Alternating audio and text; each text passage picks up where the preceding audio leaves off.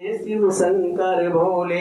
आदि योगी शिव इसीलिए कहे जाते हैं। हाँ, आदि योगी यही है, यही से शुरुआत हुई है। तो योग के आदि गुरु ये शिव शंकर भोले, इनने ही योग के हर पट हैं खोले, इनने ही योग के हर पट हैं खोले। विस्तार दिया कृष्ण महावीर बुद्ध ने, फिर महर्षि पतंजलि ने तरह तरह के रस घोले। योग की जो मुख्य भूमिका है अपने भारत देश की है, चाहे अब ले लो चाहे तब ले लो। फिर भी हमारे जो युवा है योग से विमुख हो रहे हैं, योग से जुड़ नहीं रहे हैं। अपना पड़ोसी देश चाइना ले लो, वहाँ के छोटे छोटे बच्चे ऐसे करतब दिखा देते हैं कि आपको दांतों में उंगलियां दबाना पड़ जाता है। क्यों? वहाँ पर स्वास्थ्य की पहले चर्चा हुआ करती है।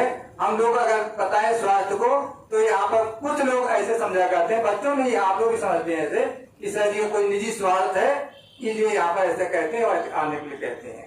तो ऐसी आपको वीडियो मिल जाती है जो पड़ोसी देश चाइना की तमाम बच्चों की करतब दिखाते हुए योग की, वहाँ तो यहाँ की सभ्यता चुराई गई है और हम लोग अपनी सभ्यता को नष्ट कर रहे हैं, वही सजीव व्याख्यान कर रहे हैं। वही छोटा सा संक्षिप्त इतिहास इसमें शामिल है ताकि आपको जानकारी भी होनी चाहिए। और देखिए कोशिश की है कि कोई छोड़ने न पाए, जिसकी प्रेरणा से हम यहाँ पर बैठे हैं आपके बीच में। रोज योग करने से हर नियम अमल हो जाता है, रोज योग करने से हर नियम अमल हो जाता है। प्राण आयु शुद्ध होकर मन विमल हो जाता है।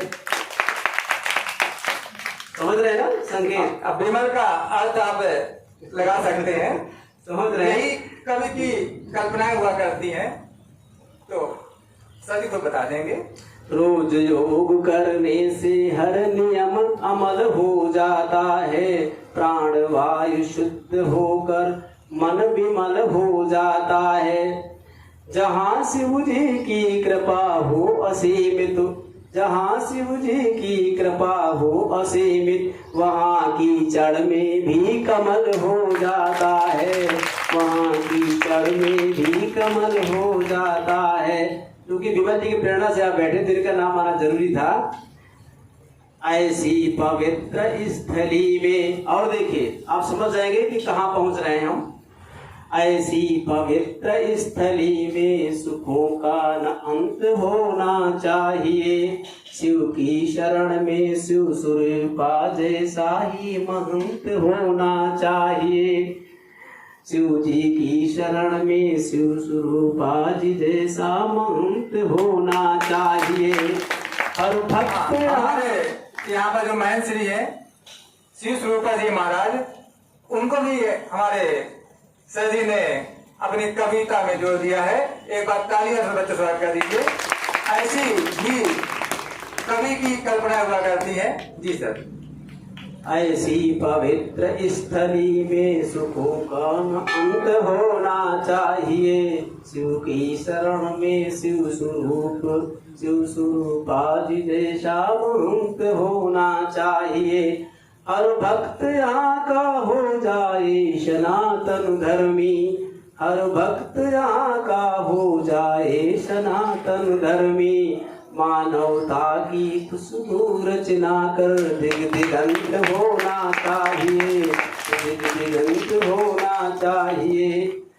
अब बस अंतिम पंक्ति आपको भेंट करते हुए अपना स्थान ग्रहण करेंगे। योग का मतलब जोड़ना है, रोगों से नाता तोड़ना है। बस मूल सार पे जाइए। योग का मतलब जोड़ना है, योग से नाता तोड़ना है। योग का मतलब जोड़ना है, रोगों से नाता तोड़ना है। योग का मतलब मिलने से आदत बुरी भी छोड़ना है, आदत बुरी भी छोड़ना है। तो बस इसी संकल्प के साथ कि जिसके अंदर बुरी आदतें भी हो वो भी इसमें देखिए आ गया, हमको यहाँ त्यागना भी है और योग का मतलब जोड़ना भी है और रोगों से नाता तोड़ना भी है और अगर कोई बुरी आदत से छोड़ना भी है। हमें संकल्पित रहना चाहिए, बुरे आदतों से दूर रहना चाहिए और योग की शिक्षा से भरपूर रहना चाहिए। मैं समझता हूँ आप सबके बीच में आकर मुझे इतना अवसर दिया, विमल जी ने, शिव जी की कृपा से इतना अवसर मिला, इतना ही काफ़ी है और आगे के लिए माफ़ी है। फिर कभी वक्त मिलेगा तो फिर देखा जाएगा। ताली सर जी का। और माफी का शब्द तो है ही नहीं है हम लोग की डिक्शनरी में, क्योंकि जो भी मंच में बैठते हैं उनसे कोई अशुद्धियां होती ही नहीं है। और मंच एक वो माध्यम होता है जो संस्कार और शक्ति और विद्या, स्वास्थ्य सब कुछ मिला करते हैं। आज हम सभी लोगों का सौभाग्य है कि सर जी ने प्रार्थना स्वीकार की और हम लोग बीच में आए।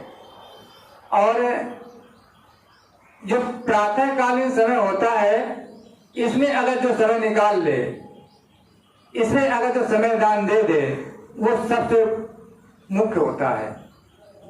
क्योंकि दोपहर को अन्य समय में तो सब लोग आ जाते हैं, लेकिन प्रातःकालीन जो टाइम होता है उसको पाना बहुत कठिन होता है।